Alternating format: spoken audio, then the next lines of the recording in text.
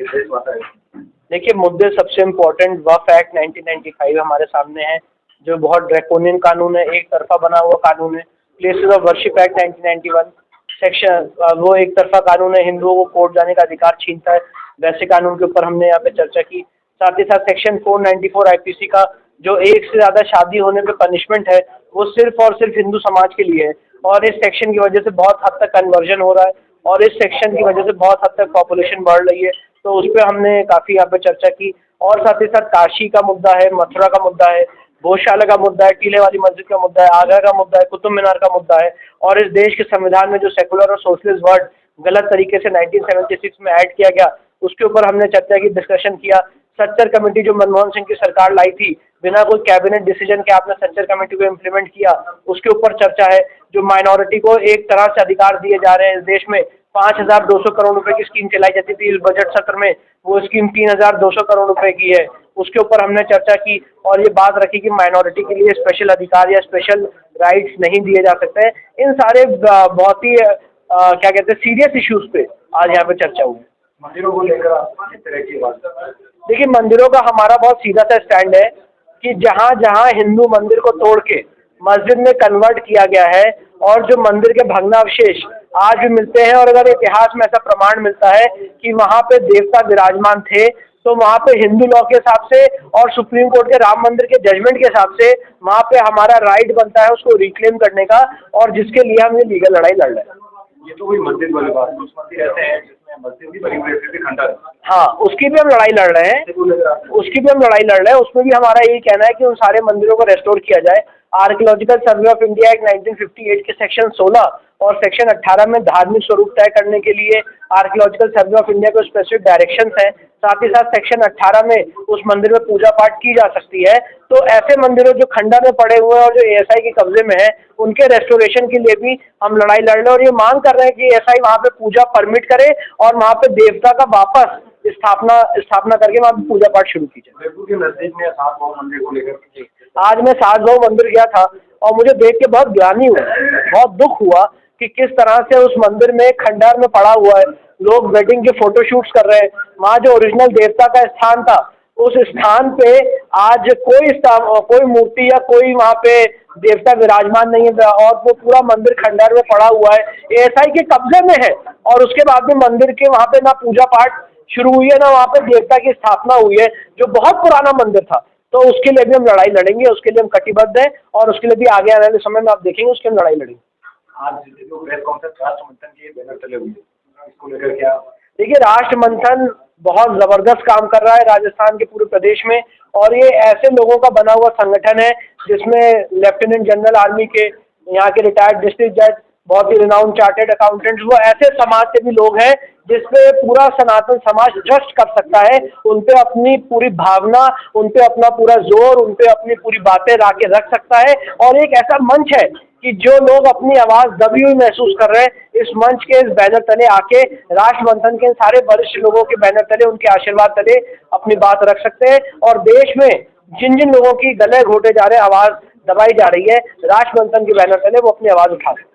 आप जैसा कि जिन मुद्दों को इतना आपने उठाया है, इसमें आपने क्या सरकार का भी सहयोग किया है मंदिरों को लेके? नहीं, सरकार का मेरा कोई सहयोग नहीं है, और ये जो है ये एक आंदोलन है, और जब कोई आंदोलन होता है तो आंदोलन अपने हिसाब से चलता है, सरकारें अपने हिसाब से चलती है।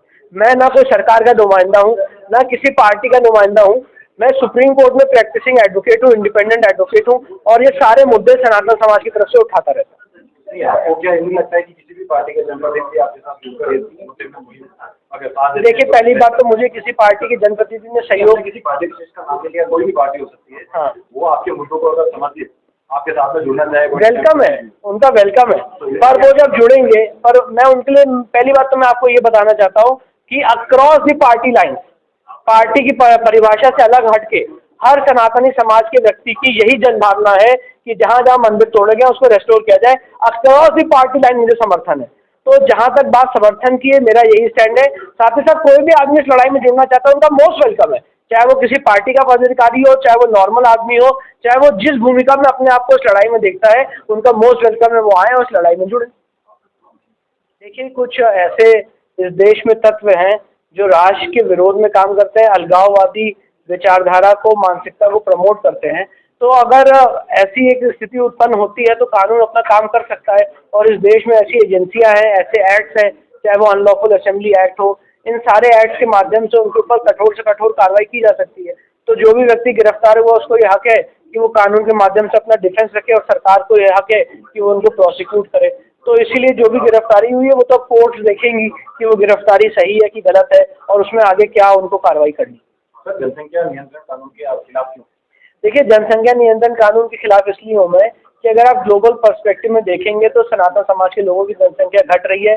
जब से इंदिरा गांधी ने 2 बच्चे की पॉलिसी इम्प्लीमेंट की है, तब से सनातन समाज के लोग उसको फॉलो कर रहे हैं। आज की स्थिति यह है कि हर सनातन समाज का व्यक्ति ज़्यादातर, मोस्ट ऑफ द, मैं एक मेजोरिटी की बात कर रहा हूँ, उसमें एक वाइफ और 2 बच्चे से ज़्यादा नहीं करता है। और अगर जनसंख्या नियंत्रण कानून आएगा तो और घटेगी हमारी जनसंख्या, जो आगे आने वाले समय में बहुत भयानक होगा। आज चाइना जो प्रॉब्लम फेस कर रहा है, यूरोप जो प्रॉब्लम फेस कर रहा है, वो प्रॉब्लम हम आगे आने वाले समय में फेस करेंगे। इसलिए मैं जनसंख्या नियंत्रण कानून के विरोध में हूँ। सर, जनसंख्या नियंत्रण कानून तो हमारे 2 का मतलब नारे के साथ में है, तो कहीं के 2 मैं ये कहना चाहता हूँ कि हम 2 हमारे 2 तो सबके 2।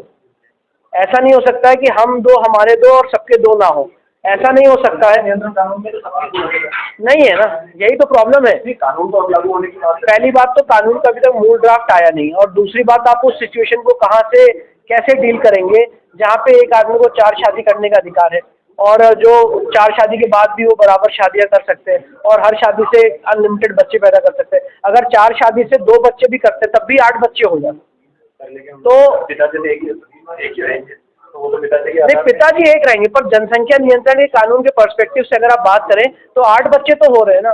तो इसीलिए मैं ये कहना चाहता हूँ कि अगर हम 2 हमारे 2 की आप बात कर रहे हैं, तो ये तो हमने लागू किया है अपने समाज में, पर हमने ऐसा देखा है कि बाकी समाज के लोगों ने उसको लागू नहीं किया है। तो आप इसको इस तरह से भी मांग उठा सकते हैं कि सभी के लिए लागू कर दिया जाए। इसीलिए मैंने मांग उठाई है, और इसीलिए अगर आप मेरी बात नोटिस करेंगे, ध्यान देंगे, तो आईपीसी का जो प्रोविजन सेक्शन 494 है, जो बाइगेमी के ऊपर पनिशमेंट देता है, वो हिंदुओं पे तो लागू है, पर बाकी समाज के लोगों पर लागू नहीं है, स्पेशली मुस्लिम समाज के लोगों को लागू नहीं है। इसलिए सेक्शन 494 की कॉन्स्टिट्यूशनल वैलिडिटी को मैंने चैलेंज किया है, और सुप्रीम कोर्ट के 5 जजों की खंडपीठ ने उसमें नोटिस जारी किया हुआ है। तो मैं तो यही कह रहा हूँ कि हर आदमी एक शादी करे, पहले हम नंबर ऑफ मैरिजेस तो रिस्ट्रिक्ट करें, और इससे बड़ी यूनिफॉर्मिटी क्या होगी, तो उसके लिए हम लड़ाई लड़ रहे हैं।